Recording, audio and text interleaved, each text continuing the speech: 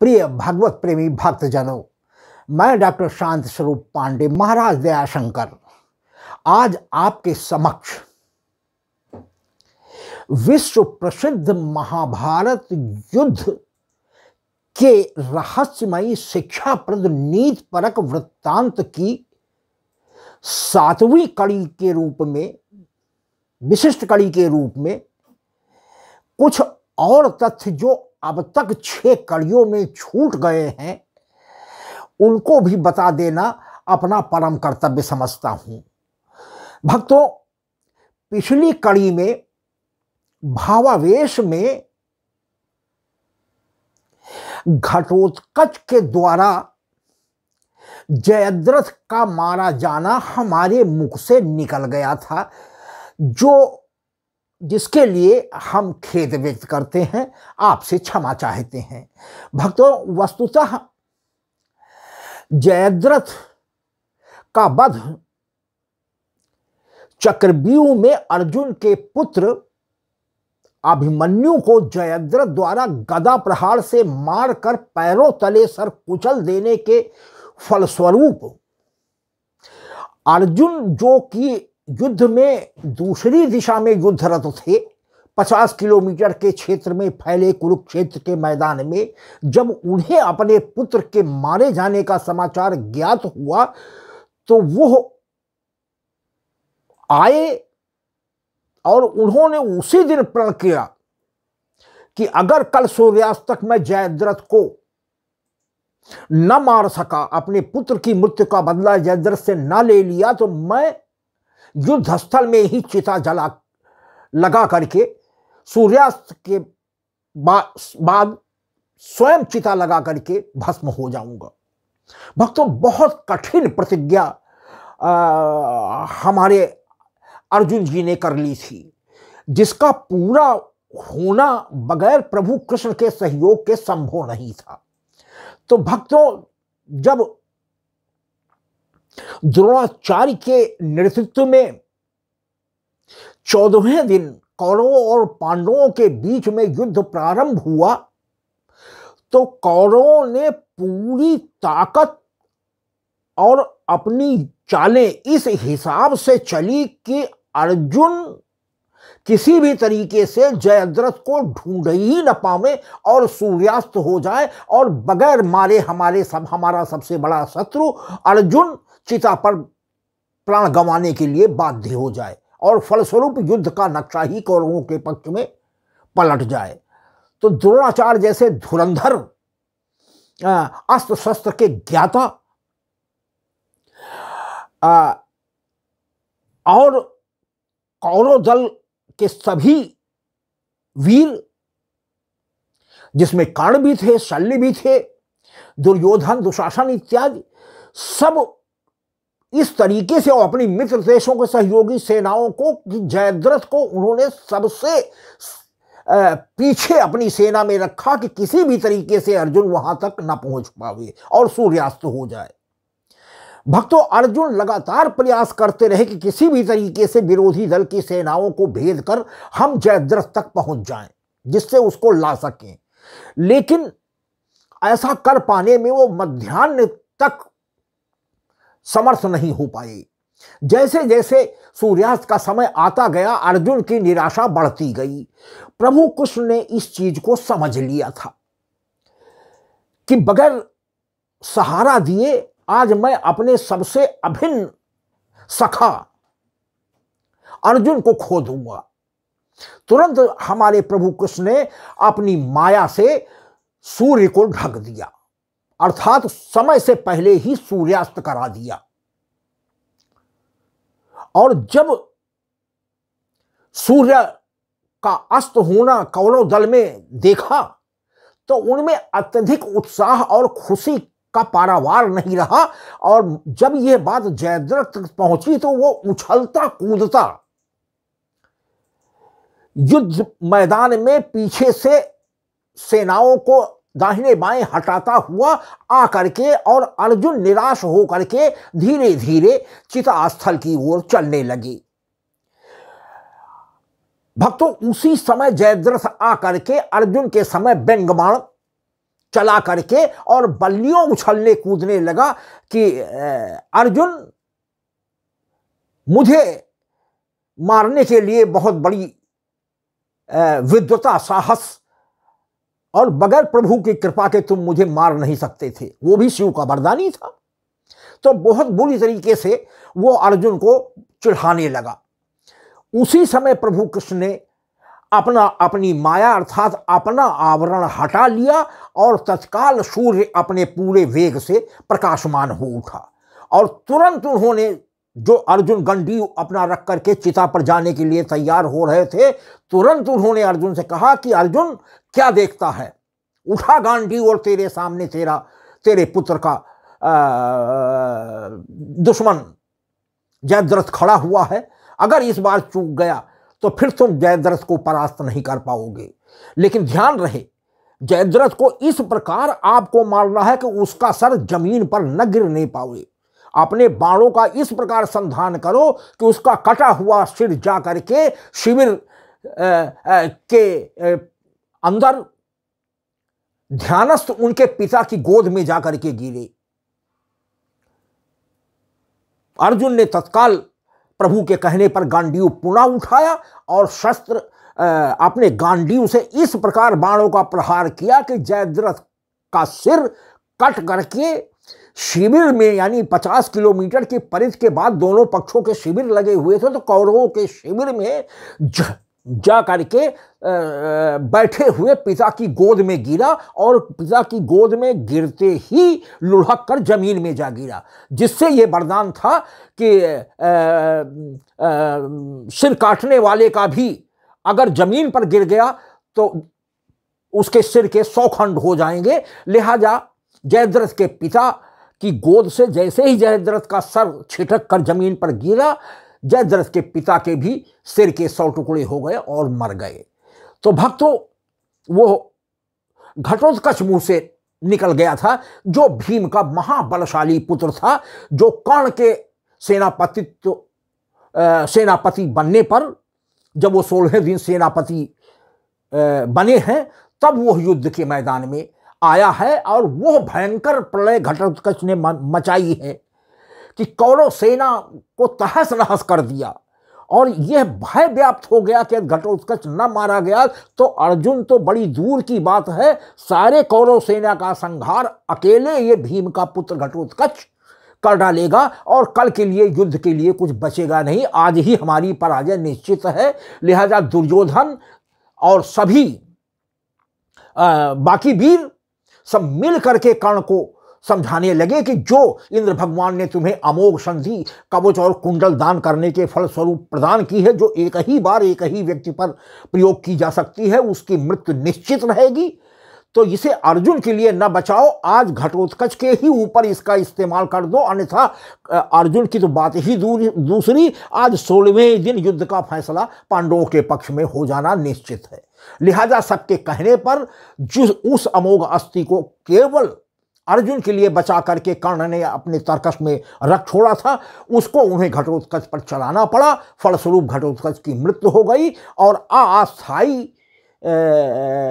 प्रसन्नता कौरवों के दल में दौड़ गई। तो भक्तों, वो गलती से 6वीं कड़ी में घटोत्कच के द्वारा जयद्रथ का मारा जाना मुख से निकल गया था। तो भक्तों, ये भूल सुधार आप अपने मस्तिष्क में कर लें और जिसके लिए मैं आपसे क्षमा प्रार्थी हूँ। भक्तों, इस महाभारत युद्ध की कुछ और विशेषताएं खास हैं जो भी बतलाना आपके लिए मैं आवश्यक समझता हूँ। भक्तों, इसमें समय की जो गणना अनुमानतः की गई है, गूगल द्वारा भी, बड़े बड़े विशेषज्ञों द्वारा काल निर्धारण जो किया गया था, उसके केंद्र में प्रभु श्री कृष्ण की ही आयु रखी गई है। यानी प्रभु कृष्ण के किस आयु में कौन कौन सी घटनाएं हुई, यह भक्तों भी आप अपने मस्तिष्क में रख लें। जैसे 60 वर्ष के जब हमारे प्रभु कृष्ण हुए, तो उसी समय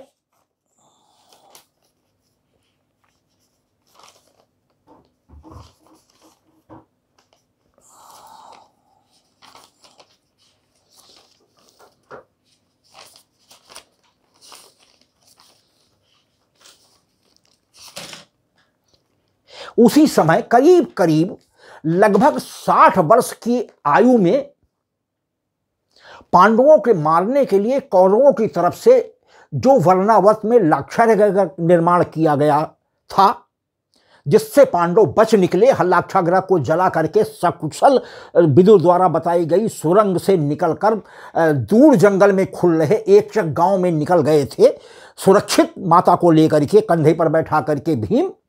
तो यह करीब करीब यह घटना प्रभु कृष्ण जब 60 वर्ष के थे करीब करीब तब ये घटी थी। दूसरी घटना, सुरंग से निकलकर जिस ब्राह्मण के यहां रुके थे पांचों पांडव ब्राह्मण वेश में, वहां बकासुर नामक दैत्य का संहार भी करीब करीब 60.5 वर्ष की अवस्था में हुआ। यह अनुमानता है भक्तों। उसके बाद उसी वन में जब बकासुर को मार दिया गया तो यह बहुत दूर में फैल गया, जिस दैत्य को कोई आज तक नहीं मार गया, जिसके आतंक से पूरा गांव क्रमशः प्रतिदिन एक व्यक्ति और 2 भैंसें अपनी खो देता था। तो यह कहीं कौरवों को यह बात पता न चल जाए, यह खबर इतनी बड़ी पहुंच जाए और पुनः वो आकर के हमको वन में घेर ले, तो इस नाते से उन्होंने उस गांव को छोड़कर और आगे बढ़ गए। फलस्वरूप वहां हिडंबा नामक राक्षस को मारकर उसकी बहन हिडंबा, जो भीम के शरीर सौष्ठव पर मोहित हो गई थी, माता कुंती को प्रणाम करके उनका आशीर्वाद पा करके उनकी पत्नी बन गई। तो भीम और हिडंबा का वो ब्याह जो है भक्तों करीब करीब 61 वर्ष की आयु में हुआ था। उसके बाद वहीं से द्रुपद नरेश अपनी पुत्री द्रौपदी के लिए जो स्वयंवर की रचना की थी, वहीं से भक्तों वो करीब करीब 63 प्रभु कृष्ण की 63 वर्ष की आयु वर्ग में वो द्रौपदी का स्वयंवर हुआ था, जिसमें अर्जुन ने मछली की आंख में रखी हुई कड़ाही में भरे हुए तेल में प्रतिबिंब देखकर निशाना लगा करके स्वयंवर की शर्त के अनुसार द्रौपदी का ब्याह कर ले आए थे। और जिस समय यहाँ जंगल में आकर के कुटी में आए भिक्षा मांग करके, तो माता से जो उस समय रोटी बना रही थी, भोजन बना रही थी, दरवाजे से ही खटखटाया कि माँ देखिए आज भिक्षा में कितनी बड़ी चीज़ आपके लिए लाया हूँ।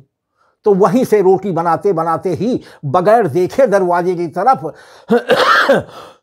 माँ कुंती ने पांचों पांडवों से कह दिया कि बेटा सब लोग मिल बांट कर खा लो।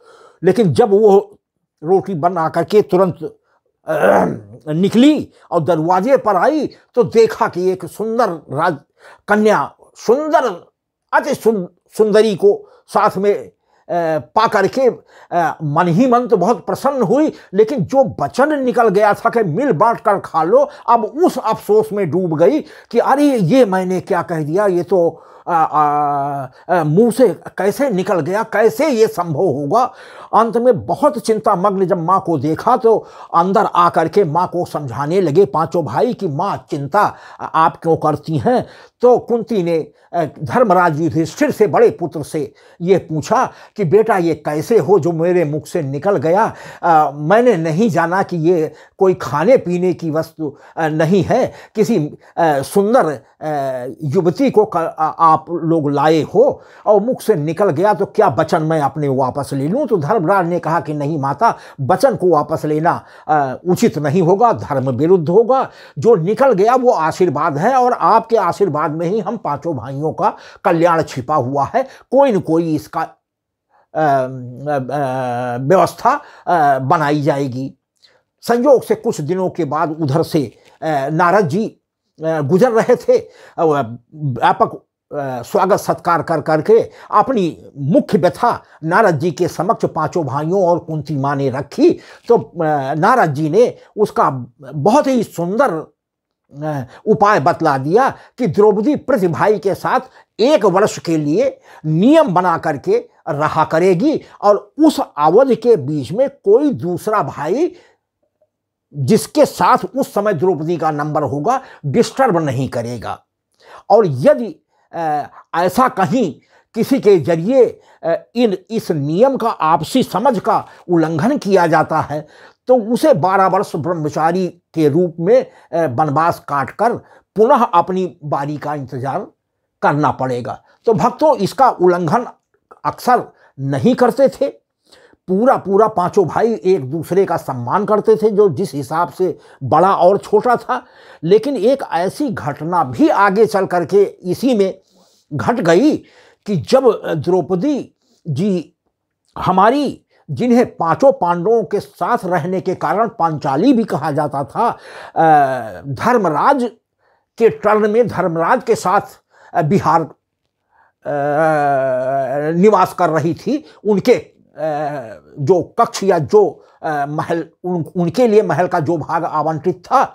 लेकिन संयोग से उसी समय एक ब्राह्मण दौड़ता हुआ सहायता के लिए अर्जुन के पास आया कि भैया रक्षा करो, हमारी गायों को कसाई लोग जबरदस्ती हाँ के लिए चले जा रहे हैं और मैं तो उन दुष्टों का मुकाबला कर नहीं सकता था। मुझे पूरी उम्मीद है कि भैया आप हमारी रक्षा करोगे।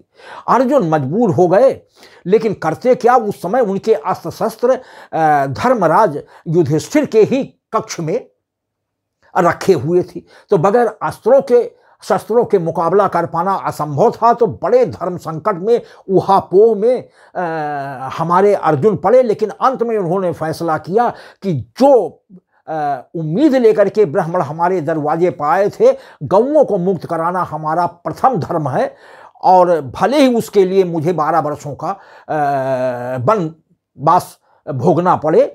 लिहाजा वो गए और बड़े भाई के कमरे से अपने शस्त्र उठा करके उन आतताइयों का मुकाबला करके उनको मारकर गौएं छुड़ा करके ब्राह्मण देवता के सुपुर्द कर दी। फलस्वरूप जब प्रातःकाल हुई तो क्षमा मांगने के लिए और वनवास भोगने के लिए धर्मराज के सामने हमारे अर्जुन जी जाकर के उपस्थित हुए और अपने किए के लिए सजा मांगते हुए 12 वर्ष ब्रह्मचारी रह करके वन में जाने का फैसला सुना दिया। तो बड़े भाई ने, धर्मराज ने ये रोका भी कि तुम धर्म की रक्षा के लिए हमारे कक्ष में अपने शस्त्र लेकर के आए थे, और बड़ा भाई तो पिता के समान होता, उसके कक्ष में किसी भी समय छोटा भाई निसंकोच आ सकता है। लिहाजा तुम्हें वन के जाने की जरूरत नहीं है, तुमने धर्म की रक्षा के लिए ऐसा किया है, मैं तुमसे बहुत प्रसन्न हूं। तुम्हें बिल्कुल ऐसा नहीं करना है, लेकिन फिर भी वचनबद्ध होने के कारण कि प्राण जाए पर वचन न जाई, यही तो धर्म धुरंधर कहे गए हैं हमारे पांचों पांडव, कि भरसक धर्म का साथ इन्होंने नहीं छोड़ा था, और फिर प्रभु स्वयं इनके साथ थे। तो भक्तों, इस तरीके से ये हुआ। 63 वर्ष की करीब करीब अवस्था में ये द्रौपदी का स्वयंवर हुआ था। भक्तों, द्रौपदी के स्वयंवर में भाग ले करके द्रौपदी को ले जा करके मां के सुपुर्द कर दिया। वहीं से जब यह पता लगा हमारे प्रभु को कि अर्जुन यहाँ वन में इस समय है, खांडो वन में है, तो वो स्वयं आकर के अपने सखा अर्जुन को कहा कि भैया इधर उधर भटकने से तो अच्छा है कि आप चले हमारे पास, इच्छा होगी तो हमारे द्वारिका के आसपास के वनों में रहना, और नहीं तो हमारे महल पर चल करके रहो। आपने तो स्वयं ये व्रत, ब्रह्मचारी होने का ये व्रत स्वीकार किया है। पिता भाई साहब युधिष्ठिर जी ने तो तुम्हें, धर्मराज ने तो वैसे भी क्षमा कर दिया था, तुम नाहक अपराध बोध से ग्रसित हो। बहुत कहने सुनने पर अर्जुन प्रभु कृष्ण के साथ द्वारिका पहुंच गए, राजमहल में रुके। इनकी सेवा में प्रभु कृष्ण ने अपनी छोटी बहन सुभद्रा को लगा दिया था। सुभद्रा ने पहली ही नजर में देख करके अर्जुन के ऊपर मोहित हो गई और दिल से अर्जुन को चाहने लगी। प्रभु कृष्ण से ये बात छिपी नहीं रही, प्रभु कृष्ण जान गए। उन्होंने आकर के धीरे से बहन से कहा कि क्या बहन, तुम्हें यह युवक पसंद है? तुम क्या चाहती हो? द्रौपदी जी ने लज्जावश सर हिला करके स्वीकारोक्ति दे दी। फलस्वरूप एक युक्ति सुझाई हमारे प्रभु कृष्ण ने कि बहन, तुम कल सुबह राजमहल के रथ पर स्वयं आरूढ़ होकर के घोड़ों की लगाम पकड़कर इस ब्राह्मणधारी युवक को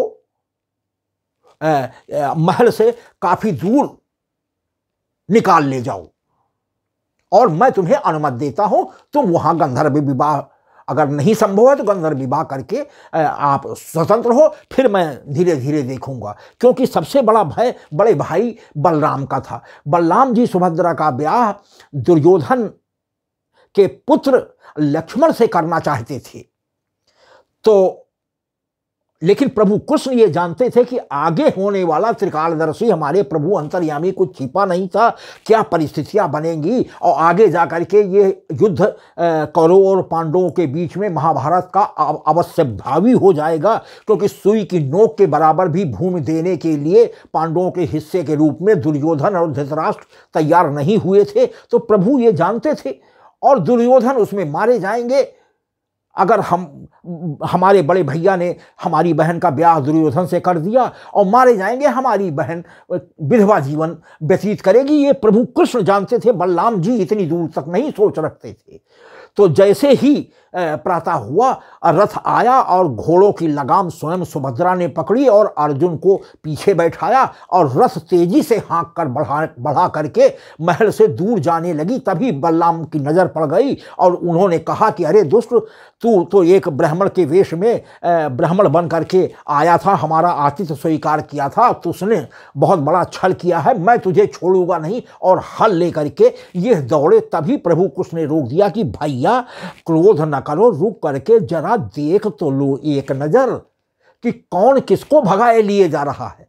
जब गौर से देखा कि सुभद्रा रथ घोड़ों की लगाम पकड़े हुए हैं और अर्जुन पीछे बैठे हुए ये ब्राह्मण के वेश में, साधु वेश में पीछे बैठे हुए हैं और स्वयं हमारी बहन ही भगा के लिए जा रही है, तो वही प्रभु कृष्ण ने कहा कि भैया हमारी बहन ही इस नवयुवक पर मोहित हैं और उसी से शादी करना चाहती। फलस्वरूप आप के भय की वजह से देखा कि ऐसा आप होने नहीं देंगे, लिहाजा वो स्वयं भगा करके गंधर्व विवाह करने जा रही। तो भैया क्या आए हुए आतिथ्य को बगैर गुनाह के दंड देना उचित है।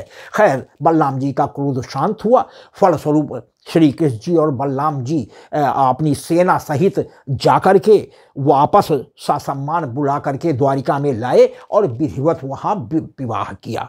तो ये भक्तों करीब करीब 65 वर्ष की प्रभु कृष्ण जब थे उस आयु वर्ग में ये हुआ। उसके बाद करीब करीब 63 वर्ष की आयु में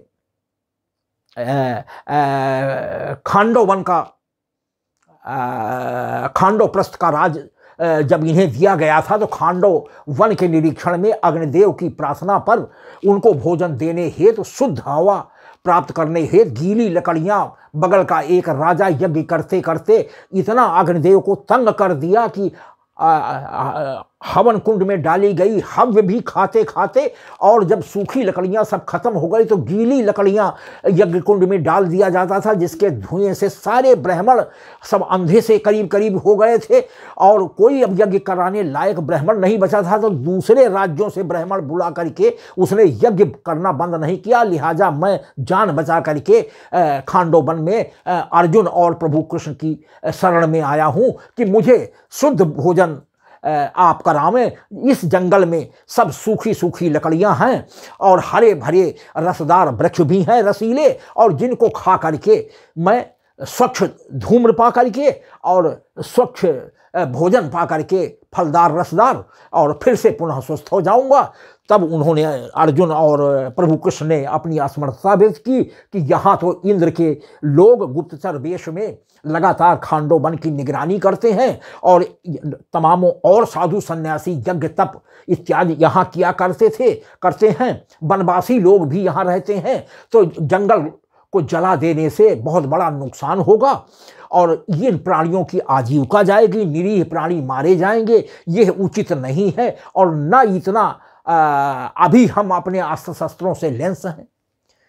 तो अग्निदेव ने तुरंत वरुण देव को बुला करके एक अक्षय तर्कस दिया जिसमें कभी बाण समाप्त नहीं होते थे, एक जमीन पृथ्वी और आकाश पर चलने वाला, दोनों जगह चलने वाला रथ प्रदान किया, और उधर प्रभु कृष्ण को एक ऐसा चक्र प्रदान किया जो कि दुश्मन को मारकर पुनः वापस प्रभु के पास आ सकता था। तो जब इस तरीके से अग्निदेव भगवान ने सारे दिव्यास्त्रों से लेंस कर दिया तो ये रक्षा के लिए तत्पर हो गए और फलस्वरूप खांडव वन में आग लगा दी गई। सारे पेड़ जीव जान तो भग गए, भगकर इंद्र से गुहार करने लगे कि भगवान बचाओ, इस वन को तो तुम्हारा पुत्र ही आग लगाने में सहयोग कर रहा है। इंद्र ने तत्काल देखा कि अब क्या किया जाए। तुरंत उन्होंने मूसलाधार वर्षा प्रारंभ की कि ये वन जलने ही न पावे। लेकिन जहां प्रभु कृष्ण और अर्जुन सुरक्षा में तैनात थे तो इंद्र की क्या बिसात, कुछ भी नहीं जला। वर्षा की कोई भी बूंद पृथ्वी पर गिरने ही नहीं पाई। आसमान में ही उस चक्र से और बाणों की वर्षा कर करके इंद्र को परास्त कर दिया। फलस्वरूप उसमें रहने वाला अद्वितीय शिल्पी मैदानों को जान बचाने के लिए जब भगने लगा तो कृष्ण ने ललकारा। तो उसी समय वो समझ गया कि अब मेरे प्राण नहीं बच सकते, जिसके विरुद्ध प्रभु हो जाते हैं। तो तत्काल उन्होंने उनके शिष्य और वर्तमान में हो चुके बहनोई अर्जुन के चरण पकड़ लिए कि भैया मेरी रक्षा करो प्रभु से। तो हम अर्जुन के कहने से प्रभु कृष्ण का क्रोध शांत हुआ और उन्होंने भी अभयदान दे दिया। फलस्वरूप मैदानों ने यह प्रार्थना किया कि आप जो कुछ भी चाहें, मैं प्रत्येक तरीके के ऐसे ऐसे अद्वितीय भवन आपको बनाकर दे सकता हूं जो कि दूर दूर से लोग देखने आवें। तो मैं चाहता हूं कि आप मुझसे कोई ऐसा कार्य जरूर करवा लें जो मेरी याद आपको दिलाता रहे। फलस्वरूप प्रभु कृष्ण के कहने पर युधिष्ठिर जी की राजसूय यज्ञ के लिए एक सभा मंडप का भी, क्योंकि दूर दूर से सभी राजा महाराजा और सुर नाग किन्नर गंधर्व यक्ष सब आमंत्रित थे विशाल राजसूय यज्ञ में। तो आवेंगे तो उनको बैठाने के लिए और उनकी आवासीय व्यवस्था के लिए, क्योंकि सभी अपने, यहाँ तक कि प्रभु कृष्ण भी युधिष्ठिर की राजसूय यज्ञ में अपनी 16,108 रानियों के साथ उपस्थित थे, जिसमें 8 पटरानियां और नरकासुर की जेल से मुक्त कराई गई 16,100 राजकन्याएं, जिन्होंने प्रभु कृष्ण से ही विवाह करने की प्रार्थना किया कि मुझे अब समाज में कोई स्वीकार नहीं करेगा प्रभु, यदि आपने भी तिरस्कार कर दिया तो हम कैसे जी पाएंगे। तो ससम्मान प्रभु ने सभी की इच्छाओं की पूर्ति करते हुए जाकर के द्वारिका में सबसे विधिवत विवाह करके सबके लिए अलग अलग महलों की भी व्यवस्था कर दी थी। तो इस राजसूय यज्ञ में संपूर्ण उसके साथ वो भी आए थे। माता कुंती भी थी, द्रौपदी भी थी, कौरव भी। हालांकि शकुनी ने घोड़े को, अश्वकर्ण घोड़े को शकुनी के बच्चों ने, जिसमें बकासुर, उलूक, ये 3 बच्चे थे, इनकी पत्नी का नाम आर्ची था, तो इन्होंने रोक लिया था। तो सुरक्षा में चूंकि चारों भाई चारों दिशाओं में जा चुके थे, किसी भी राजा ने कोई विरोध नहीं किया था, लिहाजा जब वो हस्तिनापुर की तरफ घोड़ा कौरवों के यहाँ के क्षेत्र से गुजरने लगा तो शकुनी ने पकड़कर यह विष बोने की पहली चाल उसने चल दी थी कि यहीं से अगर झगड़े की जड़ पड़ गई तो आगे चल करके हम पांडवों को मजा चिखावेंगे। लिहाजा 5 पांडवों ने पुनः कौरवों से अनुरोध किया कि भैया ये मेरा अकेला यज्ञ नहीं है, तुम भी मेरे भाई हो, तुम्हारा भी यह राजसूय यज्ञ का अनुष्ठान है जिसमें तुम भी यश के भागी होगे, देश विश्व में नाम होगा। क्या तुम और मैं कहीं अलग हैं? तो भैया ये घोड़े को किसी भी देश के राजा ने नहीं रोका है, और अगर तुम ऐसा रोकते हो तो मजबूरन युद्ध करने के सिवा क्या विकल्प होगा। तो शकुनी ने फिर अपना दूसरा दांव भेजा कि यदि बलराम जी और प्रभु कृष्ण आकर के घोड़े की याचना करें तो बच्चे हमारे मुक्त कर देंगे। तो खैर प्रभु कृष्ण ने भरसक ये प्रयास किया कि नहीं दोनों मान जाएं, और बलराम जी ने भी पूरा जोर लगाया, क्योंकि दुर्योधन उनके शिष्य वैसे भी थे, गदा युद्ध सिखाया था, तो उनकी भी बात को नकार नहीं सके। फलस्वरूप हंसी खुशी घोड़े को छोड़ दिया गया सकुशल, और सब लोग आमंत्रित थे। सब हंसी खुशी जाकर के राजसूय यज्ञ में भाग लिए, अपना अपना पार्ट उन्होंने अदा करा। कौरवों को भी भरसक दुर्योधन को ही तो कोषाध्यक्ष बना दिया गया था, कर्ण को दान का अधिकारी करने का अधिकारी बना दिया गया था, विदुर जी को मेहमानों की सेवा का अधिकार दे दिया गया था, नकुल को धनाध्यक्ष बना दिया गया था, भीम को भोजनाध्यक्ष ये बना दिया गया था। प्रभु कृष्ण ने स्वयं अपने लिए अग्रपूज्य हो करके भी यज्ञ के स्वयं ब्राह्मणों का, ऋषि मुनियों का आतिथ्य यानी उनके पैर धोना, उनको भोजन करने के बाद उनके पत्तलों को उठाने का कार्य अपने जिम्मे लिया था, इत्यादि ये सारी बातें छठवीं कड़ी में भक्तों मैंने बतला दी थी। लेकिन फिर भी यहाँ ये प्रसंग आ गया, तो फिर से कुछ बातें बतलाने के लिए ये आपके समक्ष फिर से बतला देना मुनासिब समझता था। भक्तों, एक और बात जो अब तक आपके सम्मुख अभी तक नहीं बतला पाया हूं, कि महाभारत युद्ध प्रारंभ होने के पूर्व हमारी माता कुंती अपने कुंवारी अवस्था में ही सूर्यदेव का आह्वान करने के बाद पैदा हुए कवच कुंडल लेकर के ही गर्भ में पैदा हुए सूर्यदेव के आशीर्वाद पुत्र कर्ण, जिनको लोक लाज के डर से एक बक्से में बंद करके गंगा जी में बहा आई थी, संजोग से उसी समय अधिरथ सूत पुत्र अधिरथ और राधा उनकी पत्नी स्नान कर रही थी, जो निसंतान थी। बक्से से एक बच्चे की रोने की आवाज भी हल्का हल्का उन्हें जब सुनाई पड़ी, तो तत्काल लपक कर उन्होंने बक्से को रोक लिया और खोला, तो सुंदर सा पुत्र बालक, उसमें बहुत तेजस्वी बालक को पा करके इतना प्रसन्न हो गए कि प्रभु ने हमें मनमांगी मुराद दे दी। और लालन पोषण सूत पुत्र का होने के नाते जिन्होंने इन्हें पाला पोसा, कर्ण हमेशा सूत पुत्र ही कहे गए, और उन्हें वो सम्मान नहीं मिला जो सम्मान के वो अधिकारी थे। अर्थात बाद में धर्मराज से युधिष्ठिर जी हुए, इंद्र के आह्वान से हमारे अर्जुन हुए, पवन देव के आह्वान से हनुमान जी के छोटे भाई, पवन पुत्र के छोटे भाई हमारे भीम जी हुए, और दूसरी पत्नी माद्री, जो पति पांडु के मरने के बाद ही उनकी चिता पर जल करके भस्म हो गई थी, उनके दोनों बच्चे, जो जिन्होंने अश्विनी कुमार को मंत्र द्वारा आह्वान किया था, और फलस्वरूप 2 पुत्र नकुल और सहदेव। तो ये 5 पुत्रों कि मां वैध रूप में हमारी कुंती जी हुई, लेकिन कर्ण भी इन्हीं के ही तो आह्वान पर सूर्यदेव आए थे। दुर्वासा द्वारा दिए गए मंत्र का टेस्ट करने के लिए जब सूर्यदेव की आराधना किया, सूर्यदेव उपस्थित हुए और उन्होंने कहा कि बेटी मांगो, क्या चाहती हो। उन्होंने कहा कि मैंने तो ऋषि जी द्वारा दिए गए मंत्र की परीक्षा के लिए भगवान आपका आह्वान किया था, और मेरी कोई इच्छा नहीं है। फिलहाल सूर्यदेव ने कहा कि अगर अब मैं आ ही गया हूं, तो मैं तुम्हें एक बहुत ही बलशाली पुत्र देकर जा रहा हूं, और फलस्वरूप अगर हमारी लोक लाज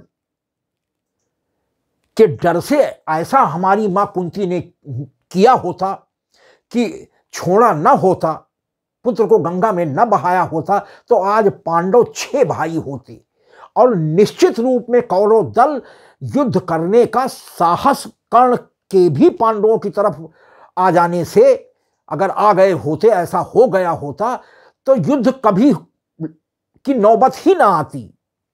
कर्ण के ही बल पर तो और द्रोणाचार्य के ही बल पर इतना अभिमान कौरवों को था। तो इस तरीके से जब बड़े हुए तो दुर्योधन ने पूरा सम्मान दिया, अंग देश का राजा बना करके इतना एहसान कर्ण के ऊपर कर दिया कि कर्ण ने वादा कर लिया कि भैया भले मैं पांडवों का भाई हूँ, निष्कासित कुएं में यानी नदी में प्रवाहित कर दिया गया मैं भाई हूँ, लेकिन आपने हमें वो सब कुछ दिया जो हमारे भाइयों और माताओं ने हमें पहचानने से भी इनकार कर दिया, तो मैं जब भी जरूरत पड़ेगी अपनी जान दे करके भी भैया आपके इस एहसान का दुर्योधन मैं कभी तिरस्कार नहीं करूंगा और हमेशा आपका साथ दूंगा। तो यह बात हमारी मां कुंती जी जानती थी। लिहाजा कर्ण से यह वचन मांगने हमारी कुंती मां उनके पास पहुंची साधना के समय प्रातःकाल की बेला में। मां को सामने देखकर कर्ण ने प्रणाम किया और पूछा कि मां कैसे आना हुआ, क्या आज्ञा है। तो हमारी कुंती मां ने यह प्रार्थना किया कि बेटा मैं चाहती हूं कि अगर तुम्हारा बल तुम्हारे ये पांचों भाई पा जाएं तो शायद यह युद्ध टल जाए, कौरवों का फिर साहस यहीं से टूट जाएगा। तो उस समय कर्ण ने मां से अपनी असमर्थता व्यक्त की कि मां मैंने वचन दे रखा है, क्योंकि उन्होंने ही हमें पाल पोस कर बड़ा किया है, राजपाठ शिक्षा दीक्षा जो कुछ भी है मैं उन्हीं की वजह से आज आपके सामने खड़ा हूं। तो मां मैं वचनबद्ध हूं कौरवों का साथ देने के लिए। उनका नमक खाया, उनका अन्न खाया, मैं उनके साथ धोखा नहीं कर सकता, लेकिन आप मां हो, आपका भी मैं निरादर और आपके वचनों की भी अवहेलना नहीं कर सकता हूं। आखिर मां तो मां होती, मां से बड़ा कोई नहीं होता। यदि मां आप जन्म न दी होती तो आज मैं आपके सामने न होता। तो मां मैं ये वादा करता हूं कि तुम्हारे 5 पुत्र युद्ध के बाद भी जीवित रहेंगे, जिसमें युधिष्ठिर, भीम, नकुल और सहदेव को अगर मुझे युद्ध में भिड़ना भी पड़ा तो मैं बंदी बनाने के बावजूद उन्हें मारूंगा नहीं और छोड़ दूंगा। मैं ये वादा करता हूं। हां, अर्जुन के बारे में मैं नहीं कह सकता मां, अर्जुन और कर्ण दोनों तुम्हारे पुत्र हैं, दोनों में से एक बेटा ही रहेगा, अर्थात आपके 5 पुत्र यथावत बने रहेंगे। 5 पुत्रों में आपके कमी नहीं आएगी, या मैं नहीं रहूंगा या अर्जुन नहीं रहेंगे, पुत्र आपके 5 रहेंगे। बहरहाल कुंती भी मां भी ये जानती थी कि इससे बड़ा वचन और दे भी नहीं सकता था, संभव भी नहीं था। तो भक्तों, एक ये महत्वपूर्ण बात आपके समक्ष रखने से 6वीं कड़ी तक भी रह गई थी। भक्तों, एक और महाभारत युद्ध का महत्वपूर्ण पहलू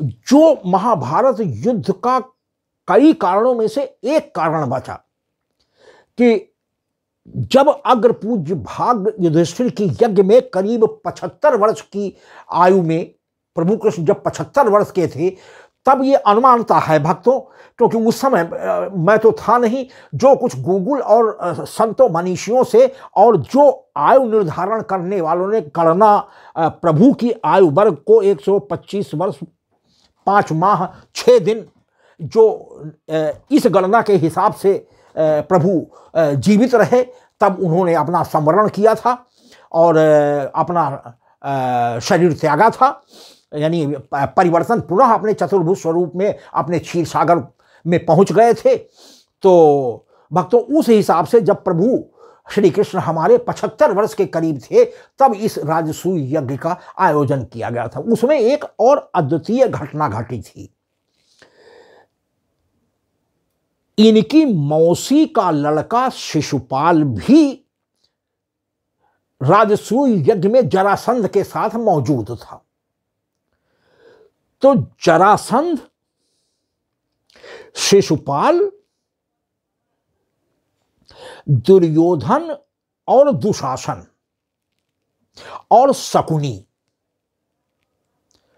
और शल्य, इतने लोगों ने प्रभु कृष्ण को, ऋषि मुनियों को ही अग्र पूज्य, जो सर्वश्रेष्ठ ऋषि रहे, जैसे उस समय भरद्वाज जी थे, वेदव्यास जी थे और अगस्त जी थे, तो ये सब एक से एक ऋषि जो थे, दुर्वासा जी थे, तो ऋषियों को ही अग्र पूज्य भाग दिए जाने, यानी अग्र पूज्य बनाया जाना अब तक होता आया था। लेकिन जब प्रभु कृष्ण स्वयं जहां मौजूद हों, तीनों लोक के स्वामी, तो भीष्म पितामह ने सबसे पहले प्रभु कृष्ण के अग्र पूज्य भाग दिए जाने का निवेदन किया, जिसका समर्थन विदुर जी ने किया। पांडव तो उसके पक्ष में थे ही, केवल शिशुपाल ने जबरदस्त विरोध किया और लगातार उसने गालियां देना जारी रखा कि ये दधी चुराने वाला, घर घर माखन चुराने वाला, गोपियों के नहाते समय चीर चुराने वाला, जेल में पैदा होने वाला, अपने माता पिता को छोड़कर दूसरे माता पिता को माता पिता बनाने वाला, उनको भी छोड़कर भाग जाने वाला, जिससे प्रेम किया, राधा के भी प्रेम को ठुकरा करके 100 वर्षों के लिए द्वारिका भाग जाना, यानी इसने साथ किसी का भी नहीं दिया, इत्यादि तमामों, अपने सगे मामा कंस को भी मार डालने वाला, पूतना जिसको पहले मां बनाया, दूध पिया, उसको भी मार डाला, इत्यादि कई संगचूर्ण और राक्षस को, गुरु के पुत्र को ढूंढते हुए निरपराध, क्योंकि उसका कोई दोष नहीं था, समुद्र की लहर में आने पर वो संदीपन गुरु का लड़का जो है बह के चला गया था और फलस्वरूप यमराज के यहाँ वो था, और गलती से संगचूर्ण को ये समझ बैठे और उसको मार दिया था। तो फलस्वरूप ऐसे ही ऐसे उसने 99 गालियों तक प्रभु कृष्ण ने इसके जन्म के समय ही अपनी मौसी को आश्वासन दे रखा था, क्योंकि इसके जन्म के समय 4 हाथ और 3 आंखें थी, सर पर एक अतिरिक्त आंख थी। तो किसी ज्योतिषी को दिखाया, तो ज्योतिषी ने इसका ग्रह दिशा सब विचार करके ये बताया कि जिस किसी के भी लेने पर इसकी अतिरिक्त तीसरी आंख और अतिरिक्त दोनों हाथ गायब हो जाएंगे, उसी से ये मारा भी जाएगा।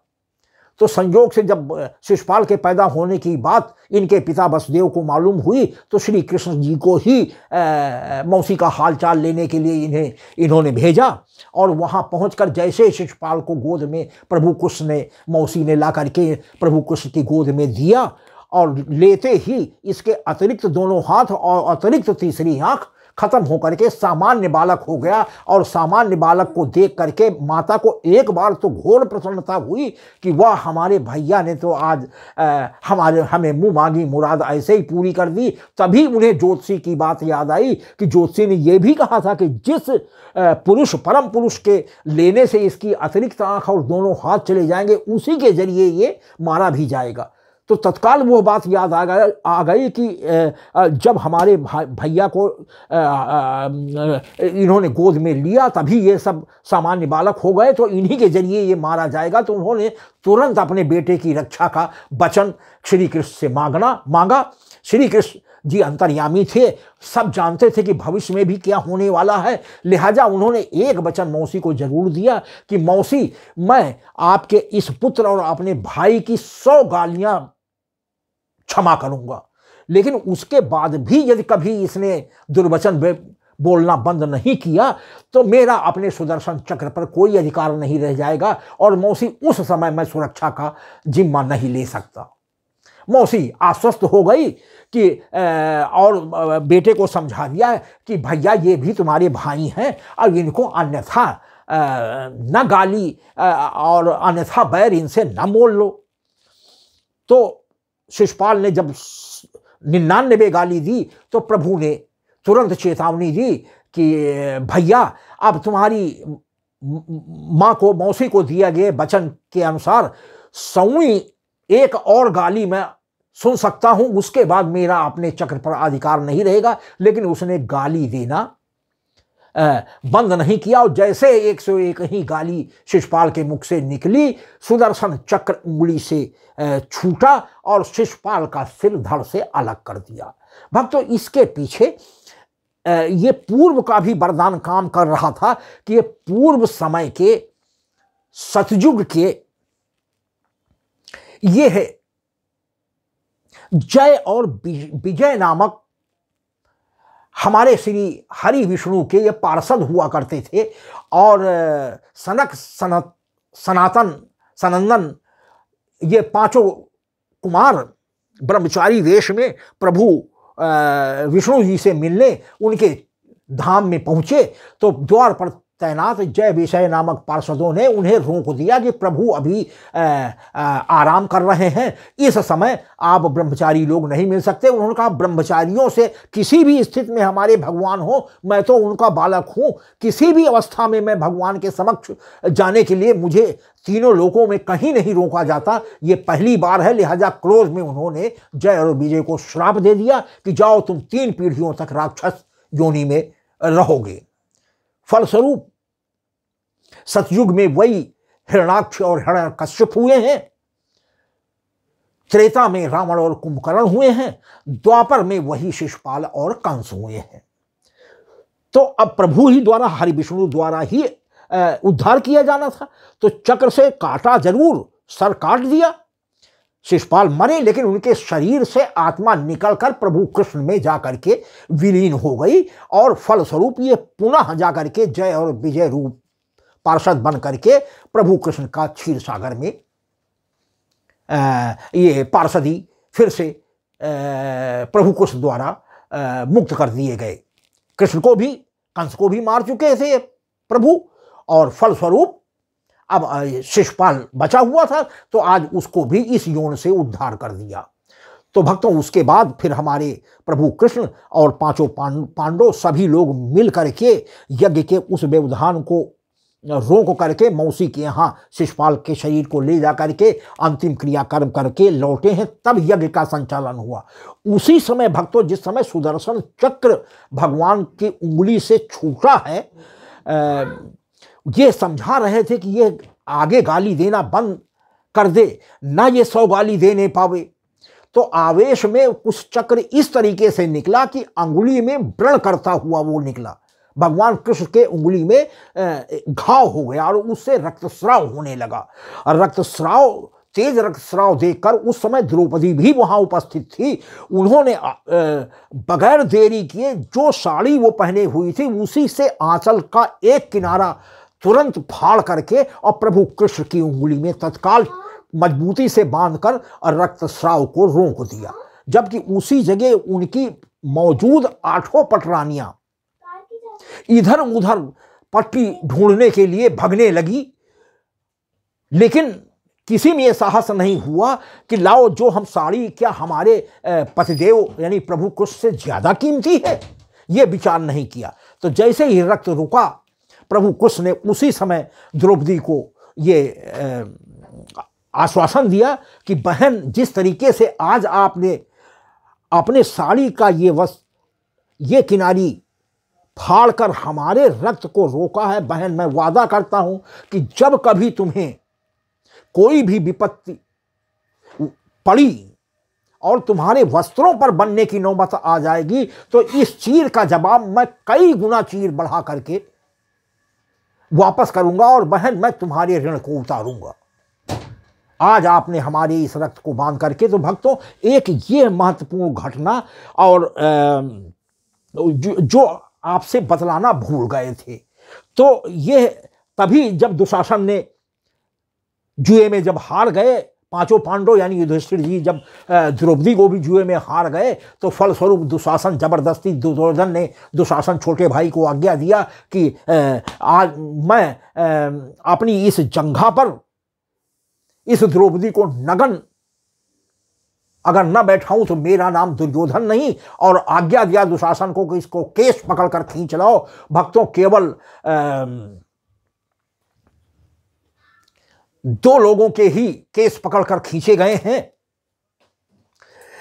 एक तो देवकी के केस पकड़कर कंस ने, जब आकाशवाणी हुई थी कि रे दुष्ट, जिसे तुम अपनी बहन समझकर ब्याहने जा रहा है, इसके 8वें गर्भ से होने वाला बालक ही तेरा काल होगा, तो केस पकड़े थे।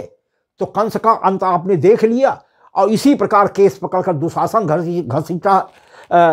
घसीटता हुआ भरी सभा में लाया, जिसमें सभी मौजूद थे। भीष्म पितामह भी मौजूद थे, द्रोणाचार्य भी मौजूद थे, कर्ण भी मौजूद थे, कृपाचार्य भी मौजूद थे। पांडव अपना वचन हार जाने के कारण थे, इसलिए कुछ बोल नहीं सकते थे। लेकिन इन लोगों के भी मुंह से इतना बड़ा अबला का अन्याय होते, दुशासन चीर खींचते खींचते जैसे ही दोनों हाथ उठा करके भरी सभा में, दुखारो द्वारिका नाथ शरण में तेरी, तो जिस समय दोनों हाथ उठा करके द्रौपदी ने द्वारिका नाथ को पुकारा है, भगवान नंगे पैर जा करके नया वस्त्र अवतार ले लिया है और साड़ी बढ़ाना वस्त्र के रूप में ही अवतरित हो करके साड़ी को इतना बढ़ाया कि दुशासन की सारी भुजाएं थक गई, साड़ी का ओर छोड़ नहीं पाया और थक करके हार करके एक तरफ जा करके बैठ गया। तो इसी चीर का बदला भगवान ने द्रौपदी की चीरहरण में जाकर के उतारा था। तो भक्तों, एक ये भी बात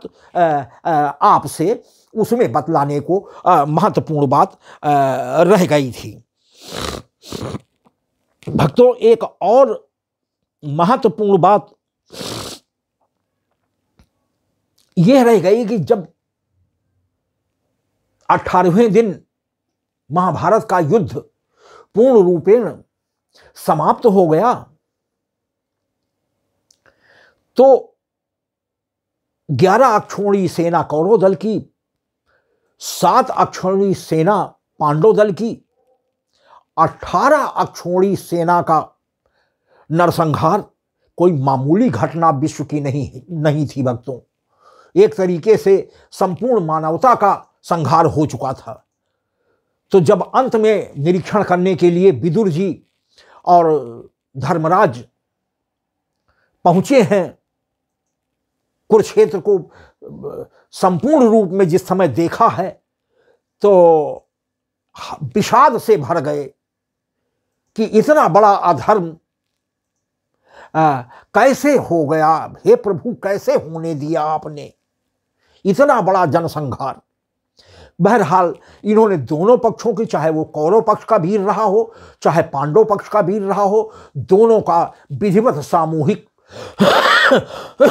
दाह संस्कार सब कर करके तब जाकर के हस्तिनापुर की गद्दी पर महाराज युधिष्ठिर फिर से प्रतिष्ठापित किए गए।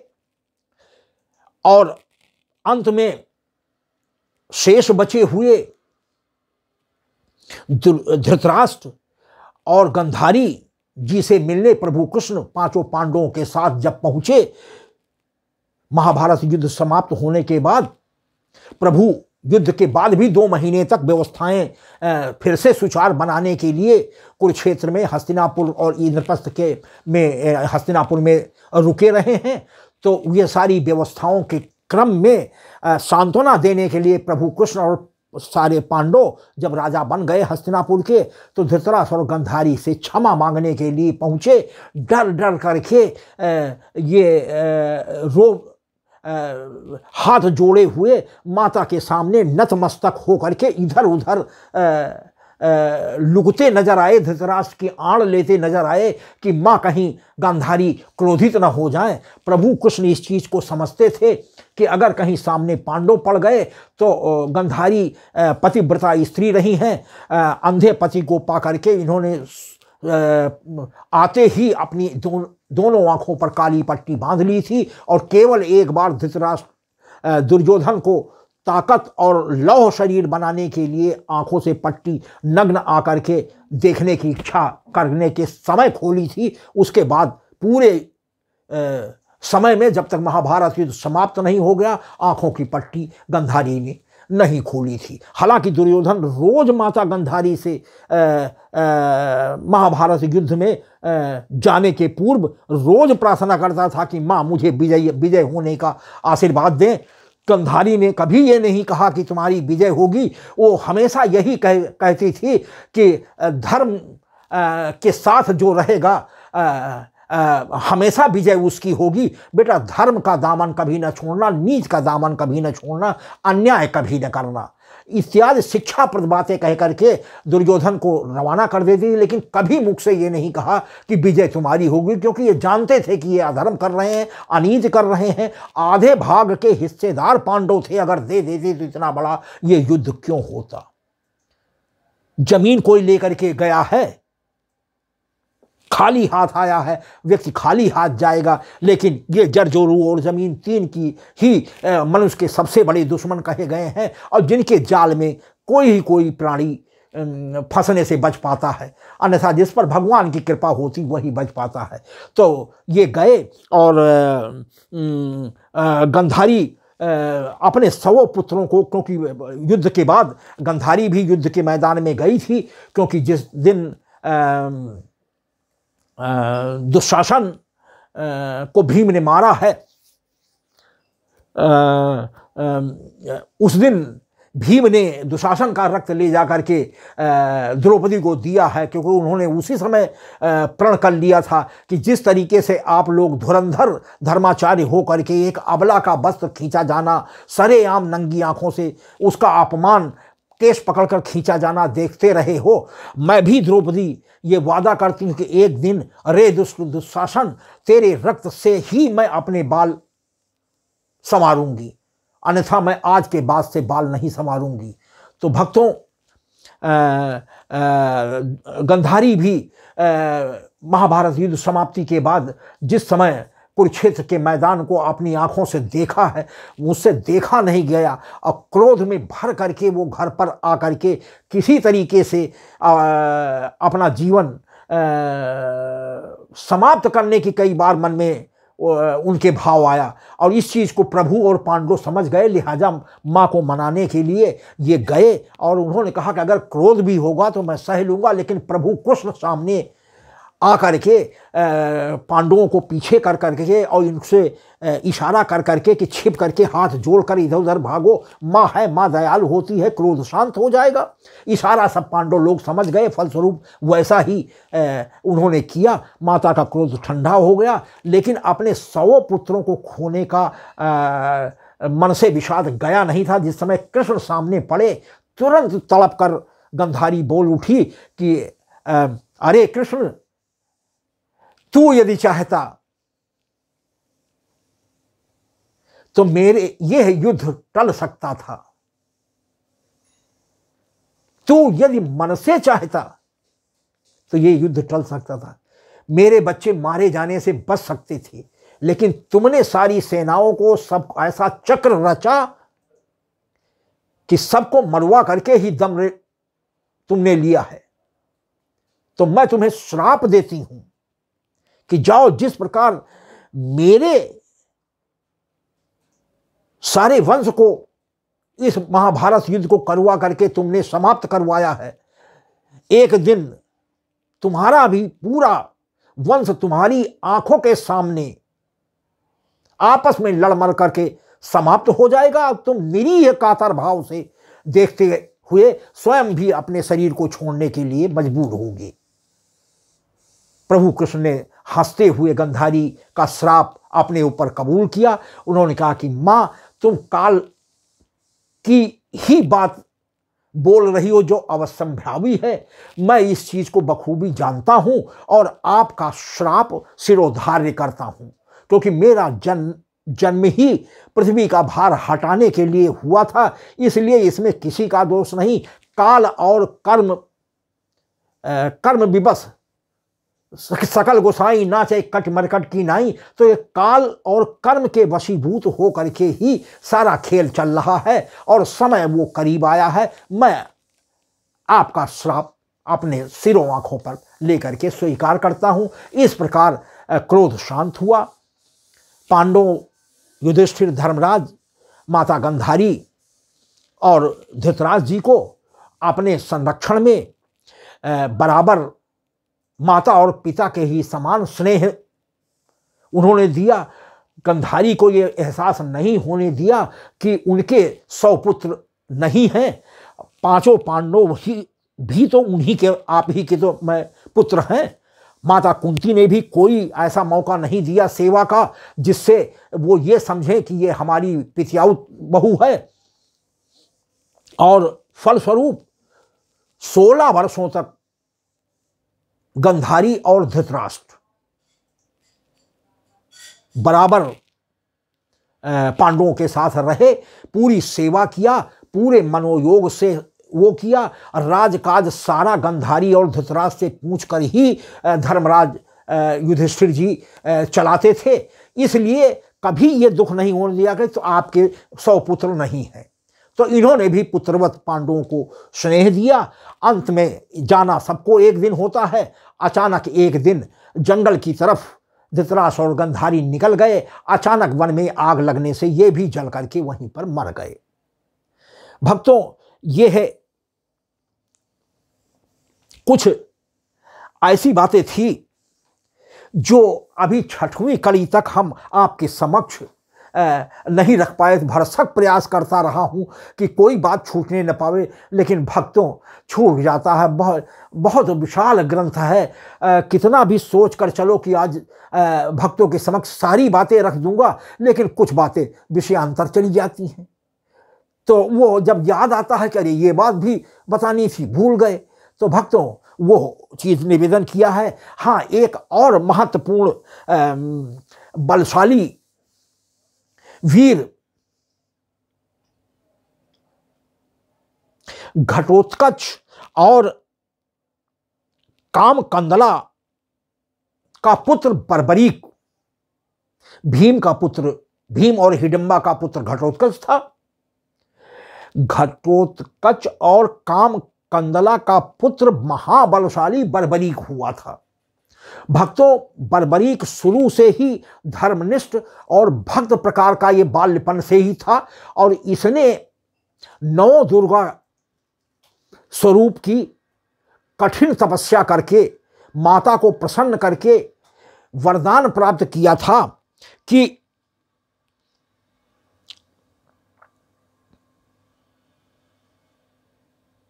मां मुझे ऐसी शक्ति दो जिससे मैं संसार को जीत सकूं, परंतु मुझे कोई न जीत सके।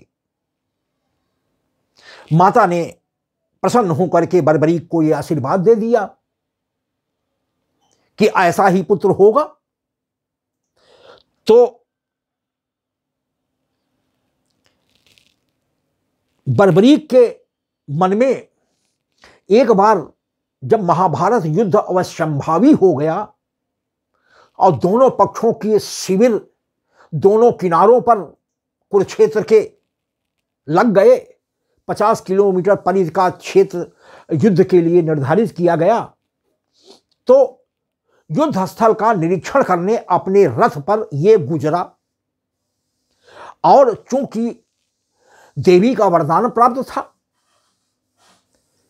कि ऐसे ऐसे दिव्य अस्त्र हमारी देवी जी ने बर्बरीक को प्रदान किए थे कि 3 बाणों से युद्ध का नक्शा बदल देने की इसमें क्षमता थी।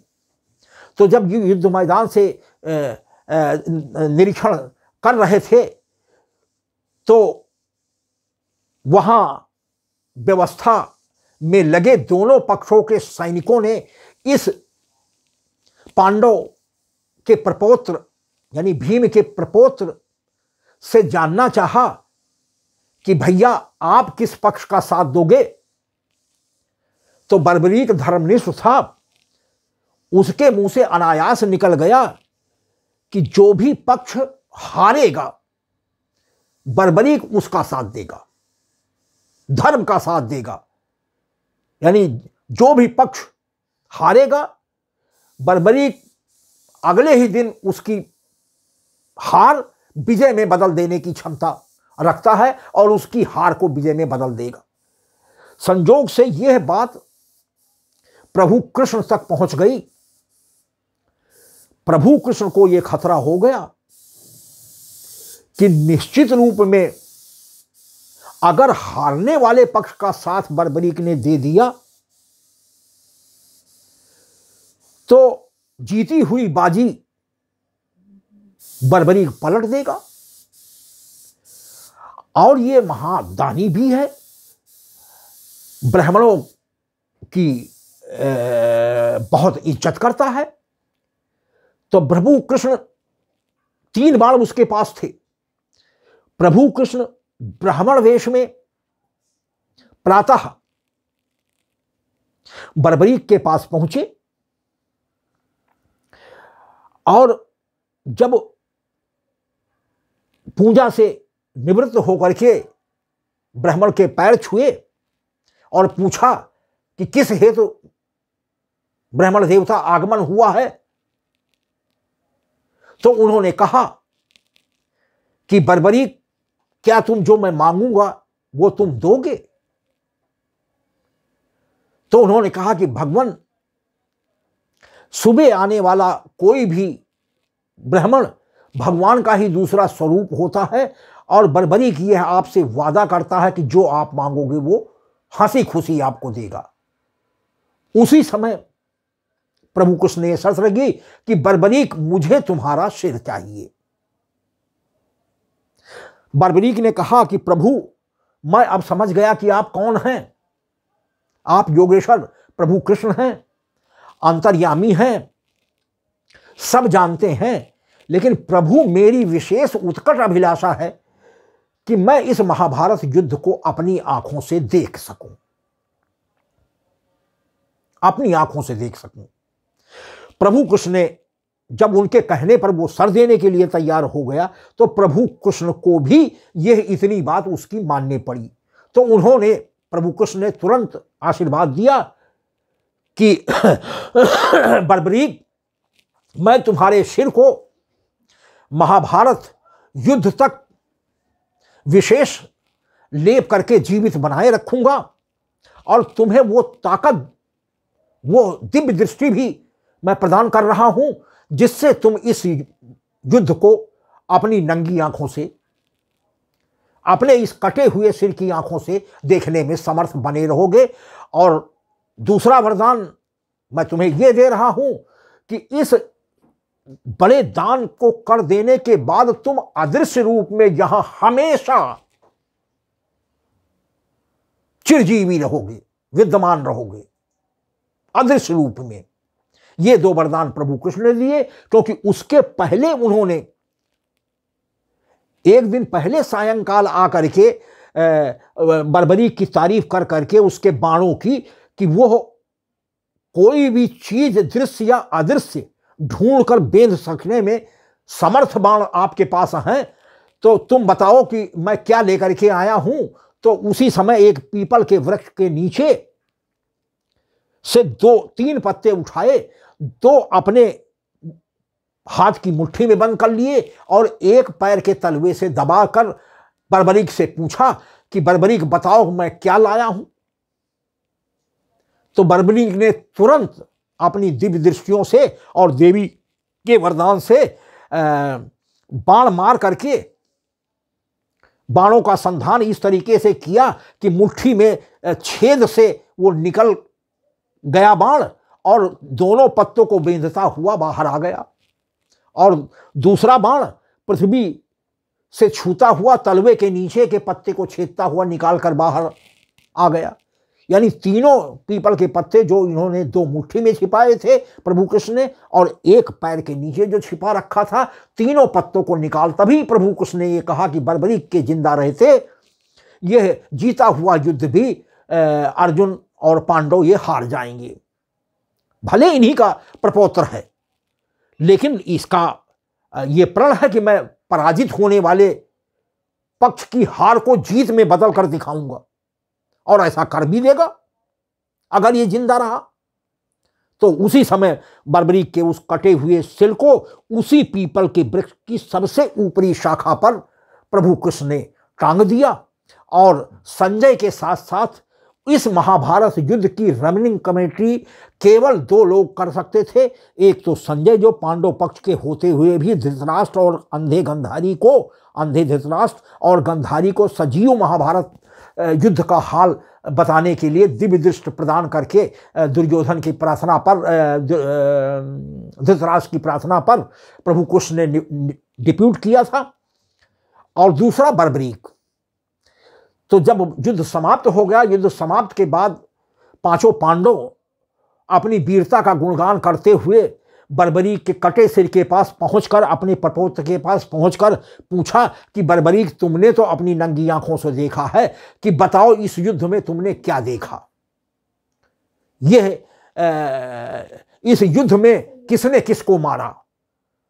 तो बर्बरीक ने कहा कि पांचों पांडव, आप मेरे पितामह जरूर हैं, लेकिन यह गलतफहमी अपने मन से आप निकाल दें कि यह जो कौरव दल का संहार किया है वो तुमने किया है। तो उन्होंने तत्काल प्रार्थना किया कि फिर किया किसने? अगर हमने नहीं किया तो किया किसने?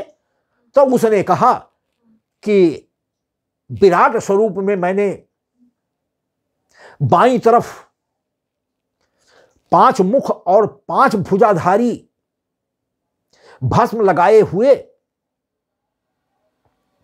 मस्तक पर चंद्रमा धारण किए हुए, एक भाग को आधी सेना का इधर का संहार करते हुए और दूसरी तरफ 4 मुख और 4 मुख लेकर के दूसरी तरफ संहार करते हुए केवल एक ही पुरुष को हमने देखा है, और भक्तों वो कोई और नहीं, हमारे श्री हरि विष्णु का विराट स्वरूप है, जिसने इस युद्ध के वो नायक रहे हैं। उन्होंने ही इसका संचालन किया। पृथ्वी का भार हरना था। कौरवों और पांडवों तो एक बहाना, अन्याय ये भूमि का एक बहाना हुआ। वस्तुतः जब जब हो धर्म की हानि, बाढ़ें असुर अधम अभिमानी, तब तब प्रभु धरि मनुज शरीरा, सज्जन केरे मिटावहीं पीरा। तो यदा यदा ही धर्मस्य, गीता में भी भगवान ने कहा है, यदा यदा ही धर्मस्य अभ्युत्थानम धर्मस्य तदात्मानं सृजामह्यम, परित्राणाय साधूनां विनाशाय च दुष्कृतां, धर्म संस्थापनार्थाय संभवामि युगे युगे। तो उसके आदि मध्य और अंत, कर्ता धर्ता नियंता परिणामकर्ता सभी अगर हम कहें कि हमारे योगेश्वर प्रभु कृष्ण रहे हैं तो इसमें अतिशयोक्ति नहीं होगी। भक्तों, आज भी हम अपने महाभारत युद्ध के अंतिम 8 दिनों का वृत्तांत आपके समक्ष वीडियो बहुत बड़ा हो जाने के कारण रख पाने में अपने को असमर्थ पा रहे हैं। कम अवधि का वीडियो होने से भक्तों आप भी यथोचित समय निकाल सकते हैं, निकाल लेते हैं और दया दृष्टि आपकी पड़ जाती है। बहुत बड़ा वीडियो हो जाएगा, आप भी ऊब सकते हैं, भले कितना ही रोचक, कितना ही शिक्षाप्रद, कितना ही ज्ञानवर्धक वृत्तांत क्यों न हो। भक्तों, आज की भाग भरी जिंदगी में किसी के पास इतना समय नहीं है। यही क्या कम है कि आपकी कृपा दृष्टि हमारे इस 18 दिवसीय महाभारत युद्ध की रहस्यमयी शिक्षाप्रद नीतिपरक वृत्तांत की सभी कड़ियों को जो अपार स्नेह प्रदान किया है, पूरा आपने समय दिया है, बहुत बड़ी संख्या में इसको देखा है, कमेंट के आपने दे करके मेरे प्रयास को आपने सराहा है और मैं इससे भक्तों बहुत अभिभूत हूँ।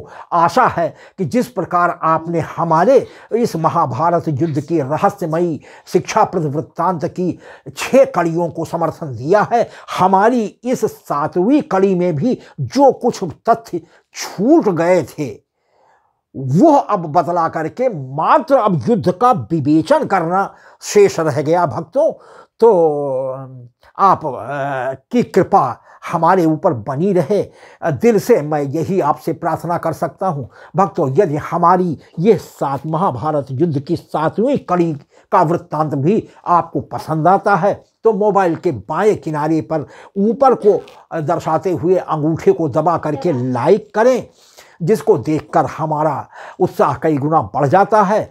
एक निशान छोड़कर एक शेयर का निशान होता है, उसको भी भक्तों दबा दें, जिसके जरिए मैं आपके हित मित्र परिचितों और संबंधियों में भी इस वीडियो के माध्यम से प्रभु की कृपा पहुंचाने में समर्थ हो जाऊंगा। और भक्तों, एक निशान और छोड़कर शब्दों में लिखा हुआ SUBSCRIB सब्सक्राइब शब्द होता है या एक छोटी सी घंटी का निशान बना होता है, उसको भी आप दबा दें और उससे भक्तों दो फायदे होते हैं। एक तो इस कलयुग में भी मुझे इतनी ज़्यादा प्रसन्नता होती है कि आज भी हमारे भक्तों की संख्या लगातार बढ़ती जा रही है। और भक्तों दूसरा सबसे बड़ा लाभ आपको होता है कि प्रति 9 दिन के बाद 10वें दिन यूट्यूब चैनल पर अपलोड होने वाला हमारा नया वीडियो यूट्यूब चैनल की ओर से भेजी गई एक स्पेशल नोटिफिकेशन जो बिसिल के नुमा होती है, यह झंकार देता हुआ जैसे SMS अलर्ट होता है, आपको सूचना दे देता है कि महाराज जी का कोई पद पड़ गया है। और यदि आपके पास समय हुआ तो आप तत्क्षण वो झंकार या विसिल सुन करके आप तत्क्षण हमारे इस वीडियो को देखकर अपना आशीर्वाद देने की कृपा कर सकते हैं।